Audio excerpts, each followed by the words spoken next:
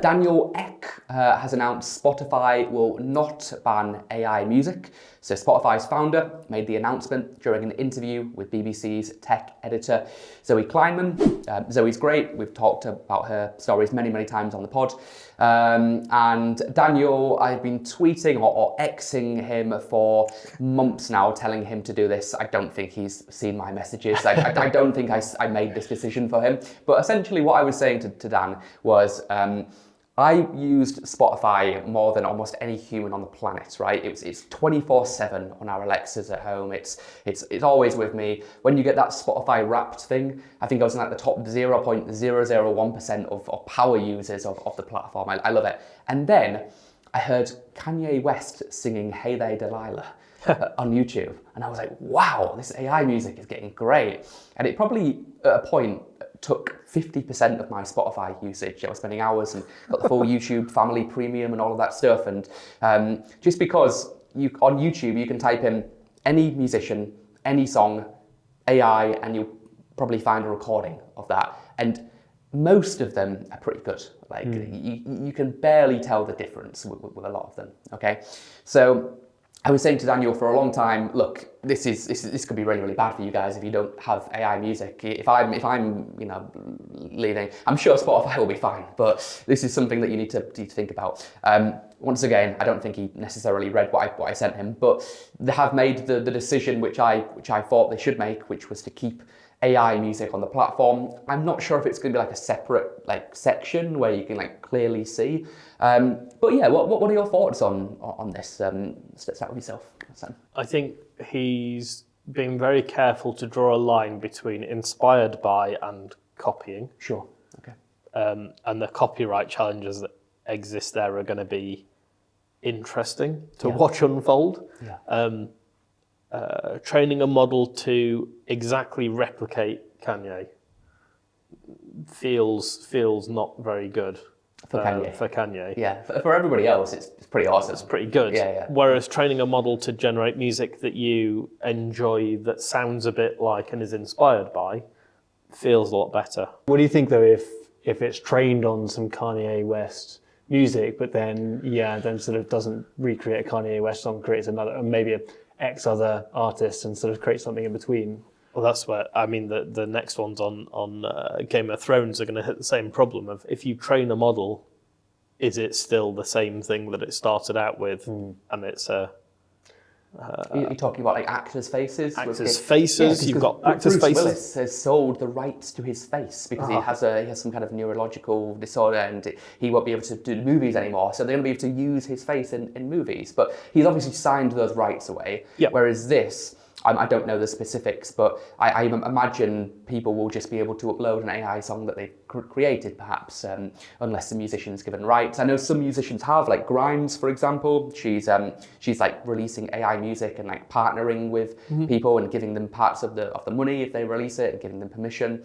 But it's an interesting question, because if Kanye's voice is being sampled and mixed and to create music, just using him as a hypothetical, should he get money for that? Is that stealing? Is that copyright? Well, you know this space well. What's your take? My opinion, having worked with some of these models now really quite closely, it's like, if the thing has been trained on some sort of data source, it can't. You actually have to put controls in place for it not to just directly be able to recreate it. Yeah. I mean, you ask if you ask a large language model whether they've been traced on some open source Kaggle data sets, it will tell you no. Yeah. But then you ask what are the headers of the US census data, and it will literally spit them out verbatim, right? Yeah.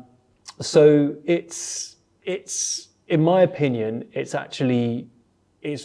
pretty clear if Kanye West's music is being used in the training of one of these generative models, Kanye West should get a cut of the royalties for that. Whether or not it's being used to create a Kanye West-like AI song or a song that is inspired by his music, that to me is just so clear. And I know people can come back at that and have this conversation a lot and say, well, look, actually, what's Google kind of doing? And particularly if you look at the sort of more text space rather than music, Sure. Google is obviously sort of presenting back information to you and kind of monetizing it through advertising. But there's just something here about totally leveraging a creator's piece of work, and it's not then funneling it to, funneling traffic to a creator like it would be in Google if it was someone finding a New York Times article and goes to the New York Times. Yeah. It's leveraging, it's just totally cutting off the source Yeah. of that sort of trading information. So for me, it's really clear. It should be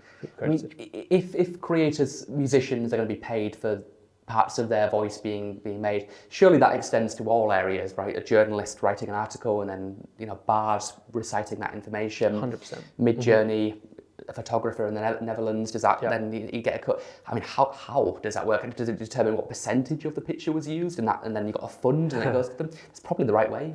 I think there's ways of doing it. Yeah, I think we've seen this happen in the music industry. We were talking about Spotify right now. It is the sort of the Napster moment we're in at the moment, and perhaps a bit of the sort of BitTorrent sort of mode where there are these systems for sort of kind of freely sharing this information, when actually the creators over a course of years will actually probably band together, the structures will be put in place, and actually there will be, and we're already seeing it, right? There's some of these large language model companies have already signed agreements with Reddit or already signed agreements with Shutterstock. So there's, and that's going to happen. I think it's they know it's coming, we know it's coming. It's great that there's been a sort of explosion, but I think by the time that this technology is really generating a lot of value, there will be these types of agreements in place for these creators. And there's another fundamental point here as well that I think it touches on everything we've talked about today, is that actually the thing about these generative models is they are, they're using historical information, and yes, some of them are getting better at kind of seemingly create novel information, but the truth is they are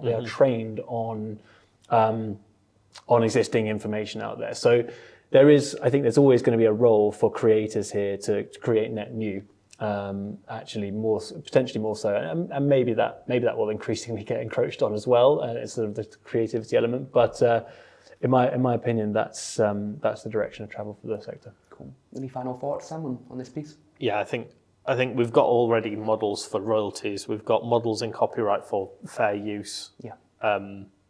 The creativity is the important thing. Current models generate something that feels new, but really is not really going to push the boundaries. Yeah, I think there is existing sort of copyright law, isn't there? I do wonder whether it's robust enough to sort of Not yet. understand so I kind of I get the point that I think some UK politicians are taking, where actually we do have pretty good regulation for this type of stuff already. Let's use that, but that needs to be tested, I think, and but it should land that the creators get the opportunity to leverage the tech. Uniquely for Spotify, they're in Sweden, and I know the laws over there are very, very different to the copyright laws here and stuff. So it'd be interesting to see if that plays a factor.